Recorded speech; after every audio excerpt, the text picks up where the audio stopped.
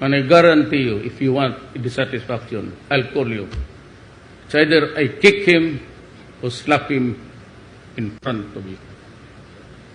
That is how it should be. Until such time that the deadly strain of corruption, or if you do not want, then at least stop for 6 years. Until then, there will be no corruption in government. Itong mga directors, December, I released 1 billion for people all around the country carrying yung resita prescription walang mabili. No money. I told Judy Tigualo to give it right away because it's Christmas time. Dito sa, I'm still trying to, in one region, itong putang inang director na to was absent for, if I pay you, how many?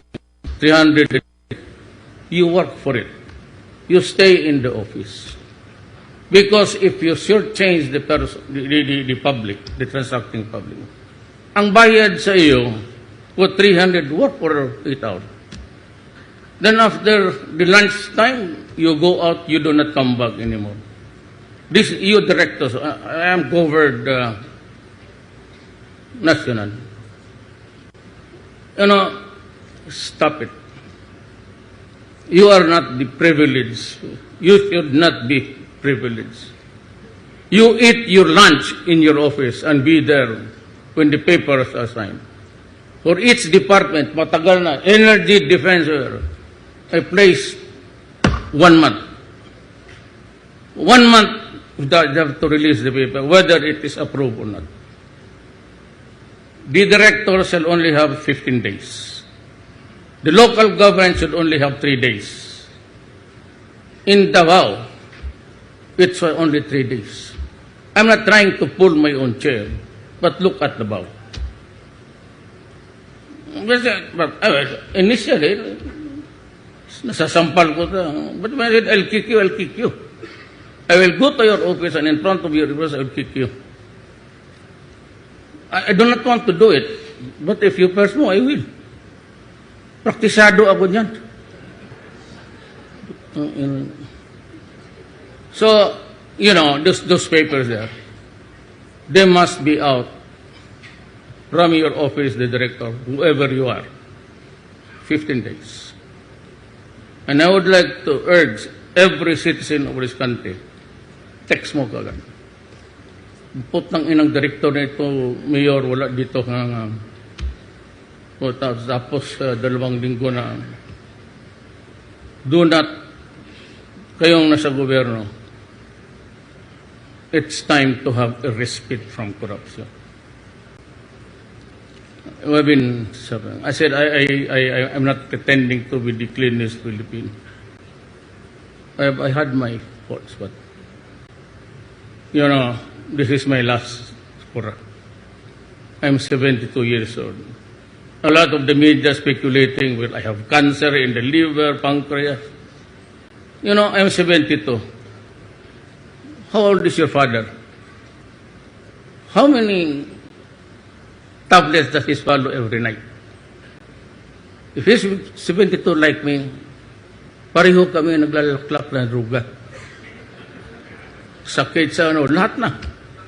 Hypertension, mine is Barrett, then I acquired Berger's disease because of the smoke. I ended up no smoking.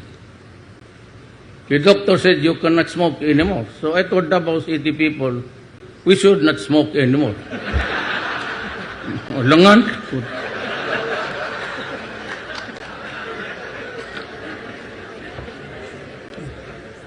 Akala ka ba you want a country of equality? If I cannot smoke, why should you?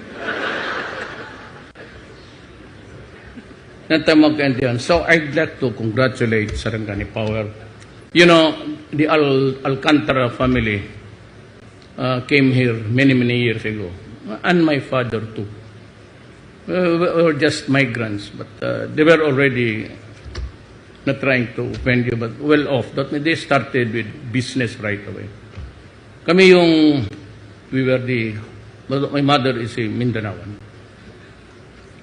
It took us another alley to history, and I've been mayor of Davao City for 23 years. I never lost the election since 1988. Tuloy-tuloy na hanggang na-presidente ako. And just for your curiosity, if you ask me if I am exceedingly happy to be president, I'll tell you this. I do not need it at this time of my life. All the applauses and praises and adulation.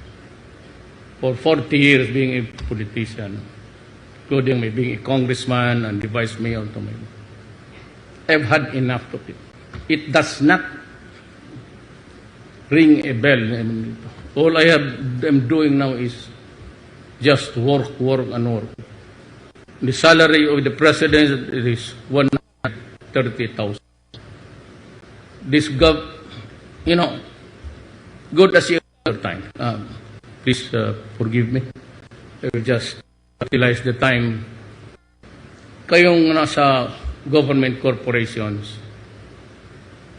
and SSS, and you award yourselves with liberally with the money of the people. I have issued an order. You go down as down. There will be no more increases of your salary, your emoluments without my approval. I will bring you to my level. So I go home. I do not sleep in the palace. I do not like the word palace. It's just the office and residence. I live across the river. I ride the pambot. Sometimes it runs out of fuel. Well, that is how it is. What I'm saying is, I'm happy that the investors heard. I would like to welcome you. I apologize for the death of your compatriot. We are very sorry that it had to happen. But I can assure you, those responsible are known to us already. And they will have to go to prison. And I will see to it that they are sentenced to the maximum. There is no death penalty because if there is, they suspect it because of church and all of the pressures of the libertarians. I'm asking for its restoration. They said that, Duterte is asking for a death penalty. It was there many years, many presidents ago. But what happened? One or two was... What would be the difference if we give it to you now? Me, you give the power back to me again. I'll execute them, make them curtains. I'll hang them in one day, 20 of them, 20 a day. And if you need an additional fuel, I'd gladly send you the cadavers to fuel the burners. That's because nobody said. Why is it there are so many deaths? Well, the politicians before used to strap around with 5 army men, 5 policemen, all armed. So at that time, and politics was the rule of the day. If he doesn't like the army colonel or the regional commander, whoever, they will just call the president. And it's all politics. And the politics would call Ginaldo and say, take him out because, my leaders are complaining.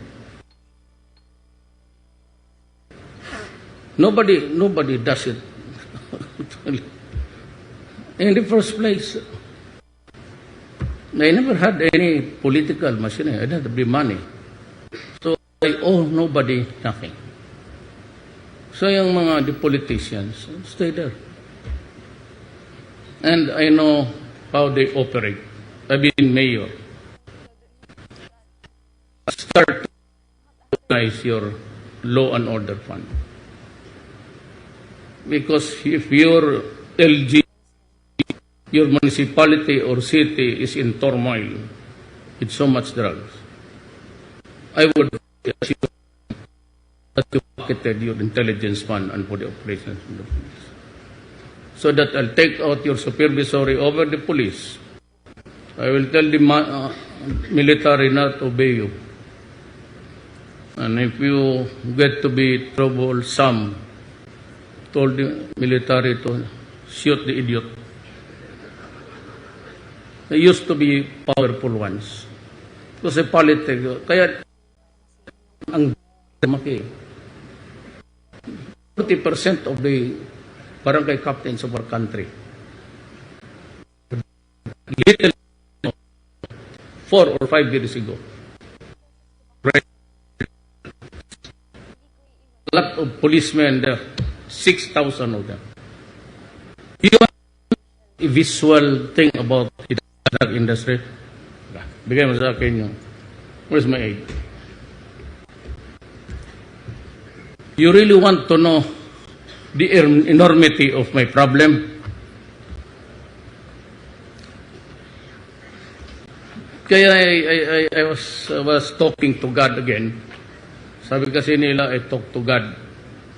Si Duterte is, this is the drug industry. Almost all of the barangay captains. These are names.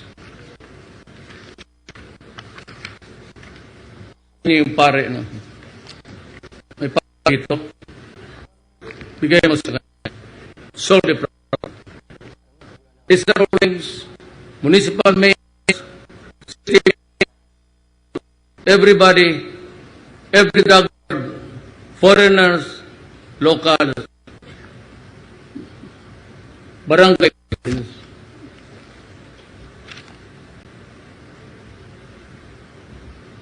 Kaya yung USA, sige sila, I won't mention that. You want to know my problem or criticize me? No. I'll give you that list. So lawyers, then help us.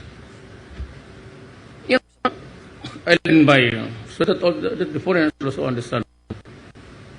Which is more evil? Which is the evil one? The drug lords who are cooking shabu and feeding it to my countrymen and our children, or it's the police in some operations killing, extrajudicial killing. I have lost 32 policemen today. I have lost 19 of my soldiers just making an entry into the shabu laboratories everywhere. When I was mayor in Davao City, look at Davao City. You can walk around every night. Why? Because there's nobody there to molest you, to disturb you. Or look at in other places. But Manila is relatively safe. It will become safe. It will become safe. Take me about 3 years if I get to live that time. 3 years medyo wala na talaga. But for as long as the drug is there, you know, they say that they lament about a child being hit by a bullet in a gun battle between the, you know, as a lawyer, I would just like to lecture everybody in the Philippines listening.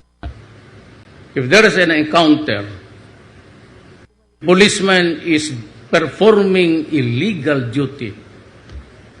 A criminal, they're shooting the police or shooting each other. And if the police, it's a stressful one, maybe could unlock the locking mechanism is just one direction. If he happens to lock it in the under stress, and he puts it in full auto, and he kills 1,000 Filipinos there. What's our liability?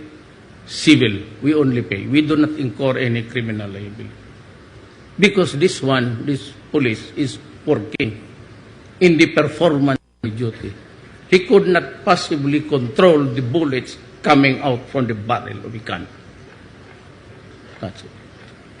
But the criminal who fights the police committing a crime, and he does the same thing, or throws a grenade and kills, he is responsible for the death of the policeman and all otherwise, because he was committing a crime. Now, there's so much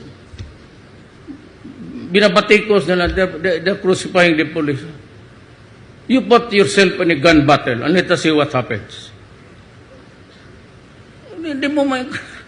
It's a running gun battle. Really, the military calls it collateral damage. Well, I'm sorry. We're ready to pay. But for as long as drugs, the drug lords, and the pushers are there, we will destroy them. I ordered the military to destroy them. I did not order the military and the police to conduct a police operation. That's nonsense. Go after them, go against the apparatus, and kill them. So I take full legal responsibility for my order. The military and police can just be rest assured that I will protect. Ako yung nagbigay.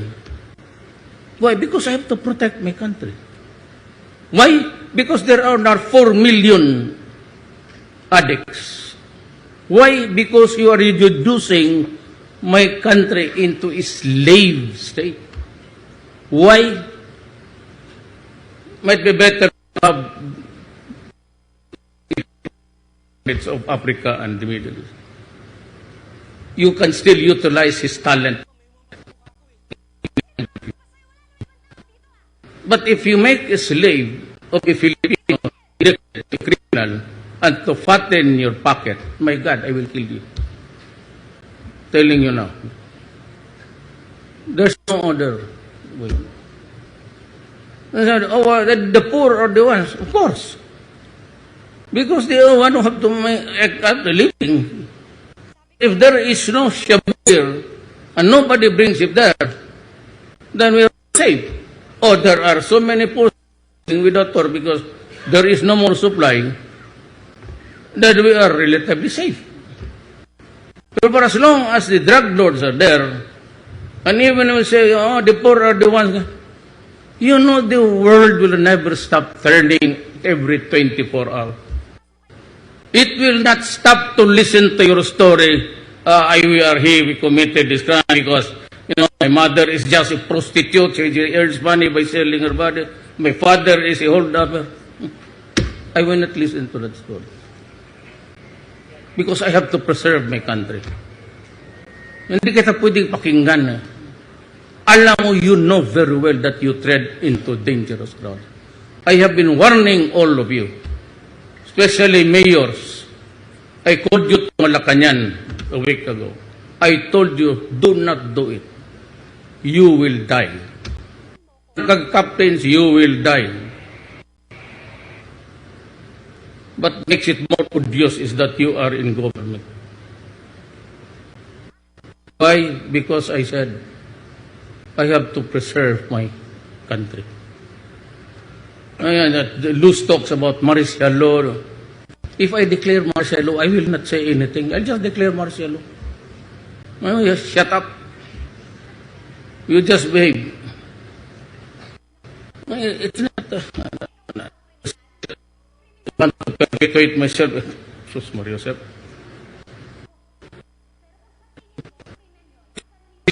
I do it at this time of my life. I'm ready to go anytime. You want me impeach? Go ahead, be my guest. I'll be taking off shortly. Just make sure that you hit the pilot. Never mind about us because we will go down with them. Ganon lang yan. It's scary about impeachment, kudita. God says you will be president of the Philippines. Good only for 7 months. Maybe from you will never make it back to your home. Fine. So we had at least you have heard me. And that is my legacy to you. And when your children says what happened at this time of our history, just tell them the truth, that this is how it developed. I am even the military and the police. I back them up and said, do not nurture or propagate personal loyalty.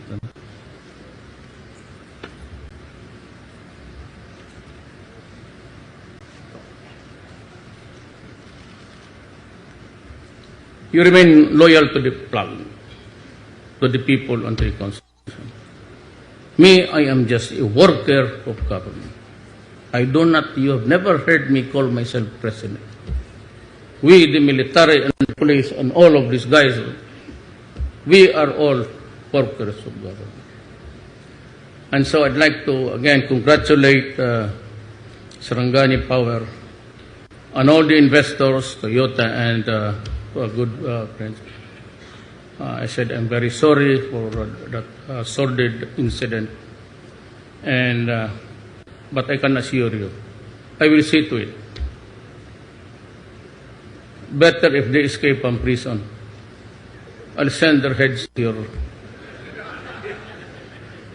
This, tangina kayong mga pulis, bantay, di ko kayo papalusutin. You will suffer. You will suffer. Make the gods. Then I can maybe send your head to South Korea. So, pardon my language, I'm just, I become emotional. But it's only a pretended one. For effects lang yan. The nation that, oh, he was announced, he was killing. Istorya lang yan. Wala. Iba may ang totoo, iba may ang istorya. But be careful because sometimes it merges. So, people of Sarangani for keeping watching the view. It's still pristine. And if you can develop your beautiful country in a very systematic way, I'm sure the power plant will I'd like to say thank you very much for your trust in us.